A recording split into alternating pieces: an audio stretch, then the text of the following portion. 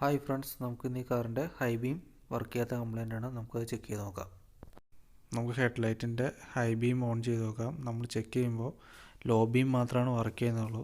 ലൈറ്റിൻ്റെ high ബീമിൻ്റെ actuator work ചെയ്താണ് ഇപ്പോൾ ഇതാണ് ആക്ച്വേറ്റർ. പ്രൊജക്ടർ ടൈപ്പ് ഹെഡ്ലൈറ്റുകൾക്കെല്ലാം ഇതുപോലെ ഒരു ആക്ച്വേറ്റർ വെച്ച് ഹൈ ബീമും ലോ ബീമും വർക്ക് ചെയ്യിക്കുന്നത്.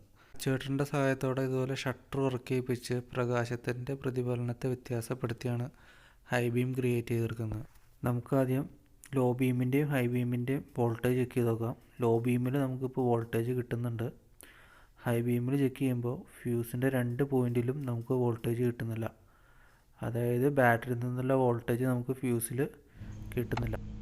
നമുക്ക് അടുത്തത് ഈ ഫ്യൂസിലേക്ക് തന്നെ ഗ്രൗണ്ടിങ് പ്രോപ്പറാണോ ചെക്ക് ചെയ്ത് നോക്കാം. അതിനുവേണ്ടി നമ്മൾ പൊളാരിറ്റി ചേഞ്ച് ചെയ്യുക. പോസിറ്റീവിലേക്ക് ചേഞ്ച് ചെയ്തിട്ട് ചെക്ക് ചെയ്ത് നോക്കുക. ഇപ്പോൾ നമുക്കിവിടെ ഗ്രൗണ്ട് കിട്ടുന്നുണ്ട്. പക്ഷേ ഈ ടെസ്റ്റ് നമുക്ക് എപ്പോഴും ശരിയാവണമെന്നില്ല. നമുക്ക് ഗ്രൗണ്ട് വേറെ രീതിയിലും കയറി വരാൻ ചാൻസ് ഉണ്ട്. നമുക്ക് ഹെഡ്ലൈറ്റിൻ്റെ ഡയഗ്രാമാണ്. ബാറ്ററിയിൽ നിന്നുള്ള 12 വോൾട്ടേജ് നേരെ റിലേയിലെത്തി റിലേയിൽ നിന്ന് സ്വിച്ചിങ് സംഭവിച്ച് നേരെ 10 ആമ്പിയർ ഫ്യൂസിലേക്കാണ് എത്തുന്നത്. ഇവിടെയാണ് നമുക്ക് വോൾട്ടേജ് കിട്ടാത്തത്. അവിടെ നിന്ന് നേരെ വോൾട്ടേജ് മോട്ടറിലേക്ക് വന്ന് ആക്ച്വേറ്റർ വർക്ക് ചെയ്ത് ഹെഡ്ലൈറ്റിൻ്റെ ഹൈ ബീം കിട്ടും. നമുക്ക് ഈ 10 ആമ്പിയർ ഫ്യൂസിൽ വോൾട്ടേജ് കിട്ടാത്തതിന് കാരണം ഇവിടെ റിലേ വർക്കാവാത്തതാണ് പ്രശ്നം. ഇവിടെ സ്വിച്ചിങ് സംഭവിച്ചാൽ നമുക്ക് നേരെ 10 ആമ്പിയർ ഫ്യൂസിൽ വോൾട്ടേജ് കിട്ടും. നമുക്കൊന്ന് ജംഗ്ഷൻ ബോക്സ് ഒന്ന് മാറ്റി വെച്ച് നോക്കാം.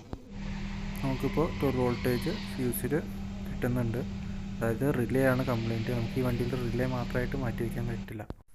ഈ ടൈപ്പ് ജംഗ്ഷൻ ബോക്സുകളിലെല്ലാം റിലേ ഇൻബിൽഡായിട്ട് സോൾവ് ചെയ്ത് വെച്ചേക്കുക. അതുകൊണ്ട് നമുക്ക് പറ്റില്ല. അതോടെ നമ്മുടെ കംപ്ലൈൻറ്റ് സോൾവ് ചെയ്തിട്ടുണ്ട്. Thanks for watching. Share and support.